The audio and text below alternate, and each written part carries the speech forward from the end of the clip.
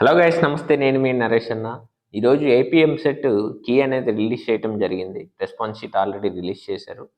So మీరు మీ response sheet ప్రకారంగా official key ప్రకారంగా చెక్ చేసుకుని మీకు ఎన్ని మార్క్స్ వస్తున్నాయో తెలుసుకోవచ్చు. ఈ మార్క్స్ని బట్టి ఎవ్రీ ఇయర్ కూడా సిమిలర్గానే ఉంటుంది. ఒక 1000-2000 ర్యాంక్ వేరియేషన్ ఉంటుంది. సో కట్ ఆఫ్ అనేది ఈ ఇయర్ అరౌండ్ ఒక 40 మార్కుల వరకు ఉండొచ్చు. రఫ్గా ఒక 40, 35, 45 +or-10, ఈ 40 +or-5. సో ఈ రేంజ్లో కట్ ఆఫ్ అనేది, అంటే 35 నుంచి 45 వరకు అనేది మీకు కట్ ఆఫ్ అనేది ఉంటుంది క్వాలిఫై అవ్వటానికి, జస్ట్ క్వాలిఫై అవ్వటానికి. సో మీరు మార్క్స్ చెక్ చేసుకొని ఒకసారి మీరు చూసుకోవచ్చు. ఇంకా మనకు అఫీషియల్గా ఉన్న అప్డేట్ ప్రకారం అయితే 1 జూన్ రిజల్ట్ అని చెప్పేసి చెప్పారు. అఫీషియల్గా ఉన్న అప్డేట్ అది. కానీ అది చూడాలి, అది ఒకరోజు ముందే ఇస్తారా, లేదా తర్వాత ఇస్తారా, లేదా ఆ రోజే ఇస్తారా అనేది మనం వెయిట్ చేయాల్సి ఉంటుంది.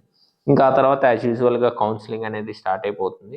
అదే తెలంగాణ ఎంసెట్ వాళ్ళకైతే ఎప్పుడో రిజల్ట్కి అన్నీ అయిపోయినాయి. కౌన్సిలింగ్ కూడా స్టార్ట్ అయిపోద్ది నెక్స్ట్ జూన్లోనే, స్టార్టింగ్లోనే 1 or 2 డేట్స్లో.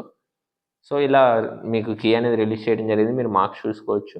ఇంకా మీకు కనుక తక్కువ మార్క్స్ వస్తే ఏం చేయాలి, ఏంటి అనేది, అంటే అరౌండ్ మీరు జస్ట్ కట్ ఆఫ్ క్వాలిఫై అయ్యారు, లేదా అసలు క్వాలిఫై అవ్వలేదు.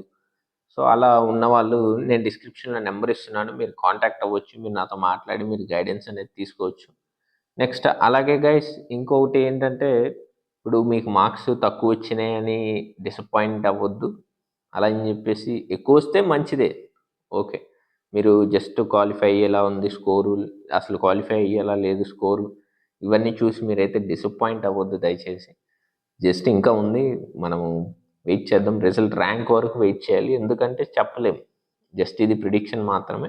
సో వెయిట్ చేద్దాం, వెయిట్ చేసి అసలు రిజల్ట్ వరకు అక్కడ ర్యాంక్ మీకు ఎంత వస్తుంది ఏంటనేది చూసి అప్పుడు డెసిషన్ తీసుకుందాం. మీరైతే ఏం కంగారు పడద్దు తక్కువ వచ్చాయని చెప్పేసి. So thanks for watching, stay tune.